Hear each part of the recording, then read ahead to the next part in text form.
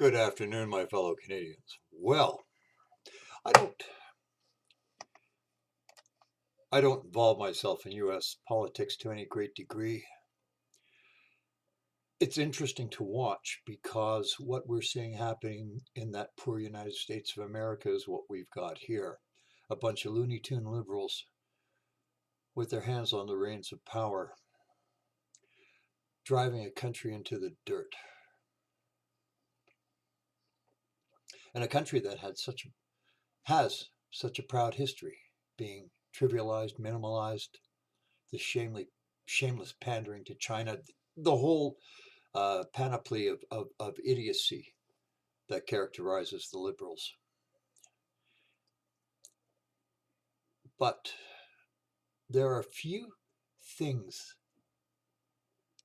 that torque me. And there is one thing in particular that disgusts me beyond my ability to express the full magnitude of my absolute loathing for people who will exploit a tragedy, true tragedy, for personal advancement or self-aggrandizement. That, I think, is just, you've sunk, to my mind, to the absolute depths of human depravity and a total, absolute, and complete lack of anything resembling a moral center when you can do that. And I'm now hearing, if this is true, that loathsome creature, that Alexandria Ocasio-Cortez, is exploiting the Capitol Hill riot and now claiming to be a survivor. She feared for her life, all the hyperbole that goes with it. And if what I've read or heard is true, she wasn't even in the building. Okay? But hey, never let a good tragedy go to waste. Well, we've seen our liberal government do that, right? The gun ban, the new sweeping gun bans after the Portapic massacres, that term dancing on the dead, dancing on the graves of the dead, perfect example of exactly that, exploiting a tragedy to advance an agenda in their part. And it got me to thinking, one of the big anti-firearms proponents is this lady Heidi Rath. I don't know if it's pronounced Rathjen or Rathjen, because in some languages the J is a Y, okay? Like most of the Slavic languages.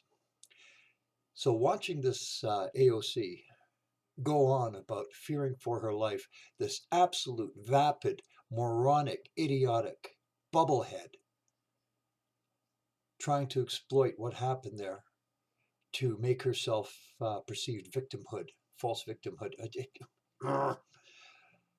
Not that I'm surprised, but it's just to see it so blatantly put forward, something that is so apparently easily disproved. I feared for my life, and they were pounding on my door, and I thought I was going to die. You weren't even in the same building. Well, this Heidi Rathjen,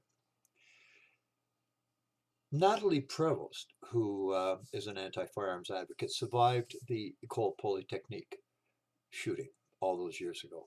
And again, I believe she was actually shot and wounded by that Muslim incel.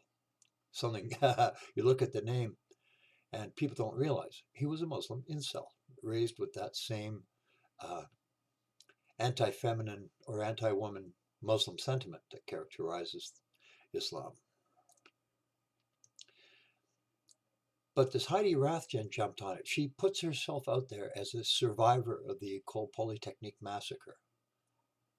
Now, again, if what I've read is true, she was nowhere near the gunfire. She wasn't dodging bullets, hiding under her desk while bullets whizzed around her head. None of that. She was on the campus. Not even in the same building, on the campus. But hey, look at all the press these poor survivors are getting. And maybe I could get me some of that, right? Some airtime, and put herself forward. And now she's held up as one of the survivors of the Ecole Polytechnique massacre. Oh, I survived just by the skin of my teeth. It would be like driving down the highway and, oh, look, there's a traffic accident. And coming home and saying, I survived a traffic accident. I don't know about you folks, but if, the term moral decay, we see that bandied about. And I just like, are you kidding me? Seriously, are you freaking kidding me? More and more is coming out now about the Portapique massacre and the mishandling of the entire thing, the absolute bungling of the RCMP in responding with anything resembling competence to that. Oh, they have locked the barn after the horse has been stolen. They will no longer sell decommissioned police vehicles. So how much will that cost the taxpayer? Where they used to recoup some of their money by selling decommissioned cruisers, now it's all going to go probably to the crusher. Like that would deter anybody who has any artistic talent with decals and spray paint, who could buy the same make and model of car and make it look like a cruiser if they were determined to. But there you have it. So of course, and I knew, and I said the day it happened, the day of the massacre, I said, here we go. The liberals will take that tragedy, true tragedy, and use it to further their agenda. All those dead people are a tool for the liberals to advance their anti-firearms agenda. Now, like I said, I can't think of too many things more loathsomely disgusting than that. But there you go. Scandal after scandal, lack of moral center, lack of ethics. I mean, it's become not even a surprise anymore. We've become so inured to liberal chicanery and stupidity, deceit, lies, incompetence that we just shrug and say, again, another scandal, like our Governor General, Payette. There is a push by the centrists and the right to start getting things on track. And I hope to God that it really gains legs. I'm hoping and praying that the pushback that I'm seeing, people are rediscovering their individuality. People are discovering their rights as a citizen. We are really polarizing into compliant and non-compliant for this whole COVID thing. And people are rediscovering, I think rediscovering their balls and starting to push back at draconian governmental overreach. Like the airports, literally, they will kidnap you. You're not sick. You don't know anybody who's sick. You have no symptoms, but they will kidnap you and hold you at your own expense and put you in a quarantine facility until they decide that you are safe to be released. You take somebody against their will, that is kidnapping, a crime. But even if you don't want to go on the criminal route, it's a clear violation of the Charter of Rights and Freedoms. I mean, a blatant and clear violation of the Charter of Rights and Freedoms. And to charge you for it, can you imagine being arrested, thrown into jail, and then charged for it? Well, it's kidnapping and ransom. My poor Canada. Honest to God, man, I really don't know. We got to get back on track, people. And we have to get more and more people galvanized, involved.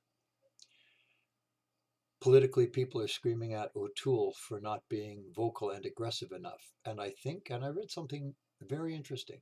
Conservatives, by their nature, are too polite. We're still playing kid glove politics. And I think the gloves have got to come off. And we've got to get vocal and aggressive. Not physically violent, vocal and aggressive. Aggressively attacking the policies of the loony left. Vocal about it. Sarcastic. Indulge in hyperbole. Do what they do. Indulge in hyperbole.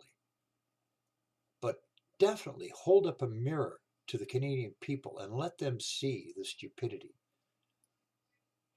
of the current government and what kind of a future we're going to have. The poor US, like I said, they're in for a really, really, really rocky road.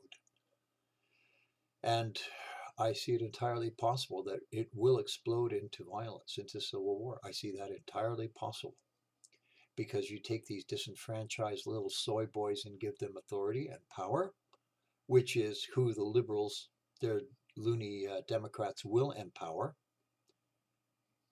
You got people who have never had power and are given authority and power to exercise it.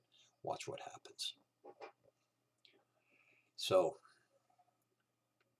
that's my little observation for the day. We got a shot, folks. We've got a shot.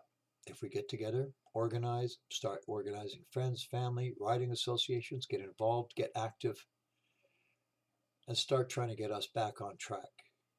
Because with America now so badly divided and so badly damaged, that was our major bulwark against foreign intervention, against adventurism or militarism by other countries. And we're losing that shield. So Canada's going to have to look to its own and look to itself. And this government is not capable of doing that. Something to think about, right? Have a good day.